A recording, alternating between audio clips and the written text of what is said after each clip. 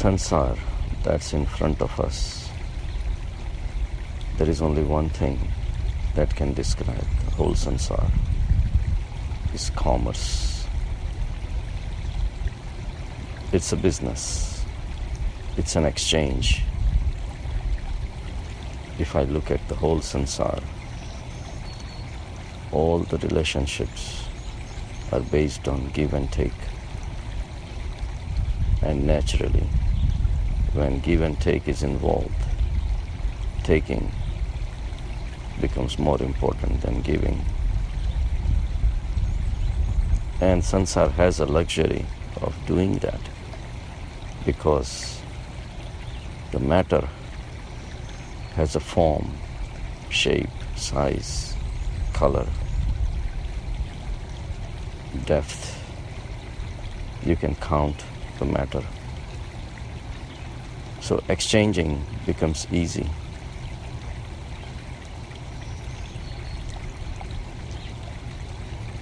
In giving and taking, all the people involved in the exchange would want to win. And for their facility, the matter is available, whether you're exchanging stones or diamonds. The exchange is an established way the sansar works. As I go deeper into meditation, I see the awareness that is analyzing the sansar, and I see the constant exchange. The morning we wake up, we are involved in this commerce. Whether you are really looking for money or fame or appreciation, ego always wants to win. Ego always wants to feel better by having more, taking more, being recognized by all. This recognition is also a wealth that you are accumulating. You want people to recognize you. And this boosts your ego, and your wealth keeps on increasing. I see something fundamental wrong with this commerce, because this commerce does not take you anywhere. After accumulating anything, time comes, you give up everything. Your recognition is there, your fame is there, only because there are people ready to give you the fame. But is it fair? Receiving fame and recognition from others, what does it do to them? They are losing their own chance of going within, finding their individuality, finding their path to freedom of the soul. So you literally making them your slaves. And that's what sansar is about. You accumulate more money so that the people with less money come trailing behind you. You become more popular so that people feel jealous inside, or they get impressed by you and keep following you like slaves. This Mahavir calls violence at a very, very subtle level. And yet, this is the way of life of the sansar. So we never think of anything else. we never pay attention to this subtle nature that sansar is behaving.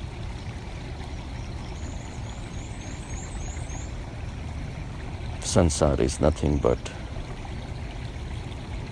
interactions of egos, one trying to win over the other, whether you're stealing money, power, recognition, fame, etc., etc. You walk into a party and you want to look better. And if everybody praises you, you think you won.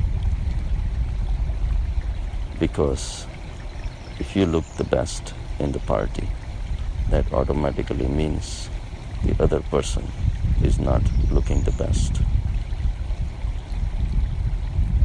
Second best or third best. But there is a joy in putting somebody at the second or the third level. These things work at a very subtle level. It just shows the ways of the mind. And this violence happens every single day, every single moment. But there is a way out. By becoming an observer of this, you start realizing the futility of the ways of the sansar, the frictions of the sansar, the interactions of the sansar, and unending ways of the sansar, the stress of the sansar, efforts of the sansar that are required to look the best, to win more, to find out the crooked ways to achieve more. But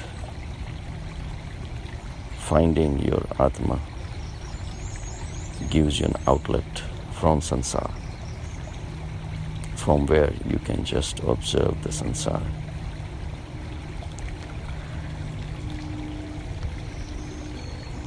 And its ways which produces sufferings. And you lose your peace, sleep, because of thoughts. So soul gives me the solace where I can just observe this.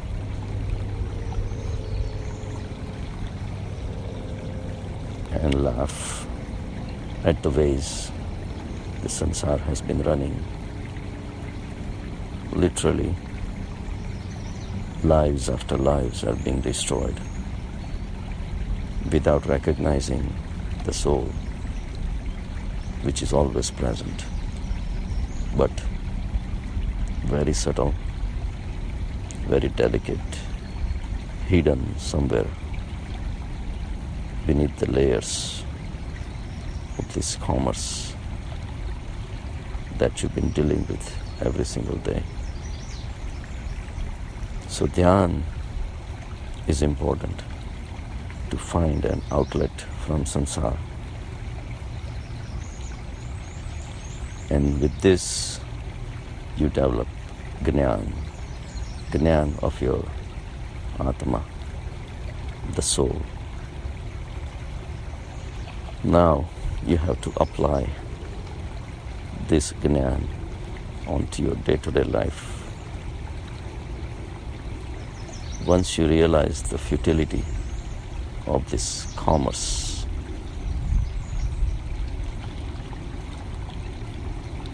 and you rise above at the soul level, little by little, it extends into knowing that the opposite person who is across the table from you and you're conducting a business also has a soul.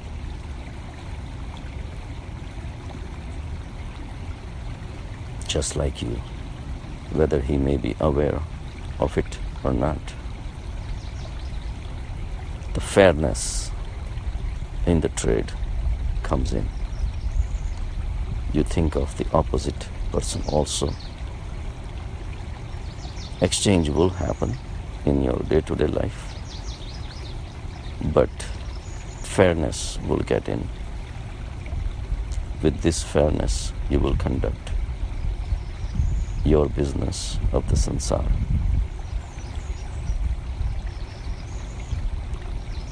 Once this becomes a norm, and it's not easy because ego will rebel because it knows its old ways, where it always wants more than the other person. It wants to come out ahead in the game. It will use its position in the society, knowledge that it has gathered, the intelligence that it has to influence others. It will utilize all these crooked ways to win the balance of the commerce.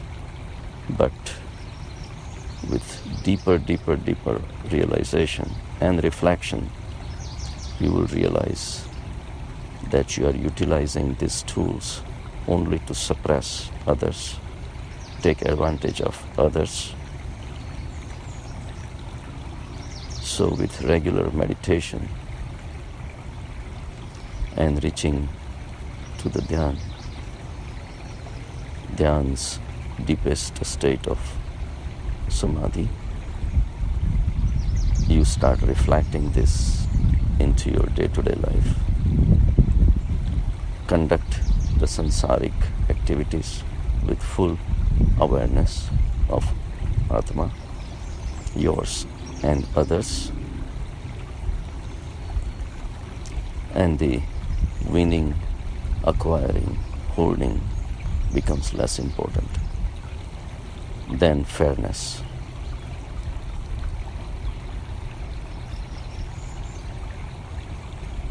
With this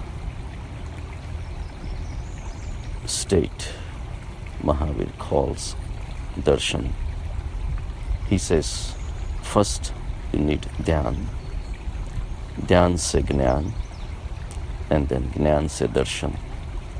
Darshan is seeing the same atma everywhere, to make everybody equal at your footings. You would not want to look better than others. You would not want to impress others.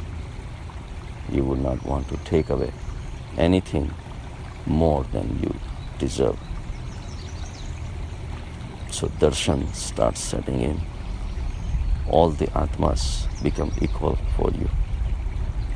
The true democratic bhav will set in. And that defines your character in the society. The truth, fairness, justice for all. Thinking of others, consequences on the others because of your actions. Analyzing your own actions continuously, how fair you are to them. Are you taking advantage of them or not? These subtle aspects of personality starts opening up. That makes a character. Once the character builds up, your senses start becoming less important. The fairness becomes more important. The senses which used to guide you to have more pleasure, run away from suffering at any cost, even if at the cost of hurting others. Senses guided your mind,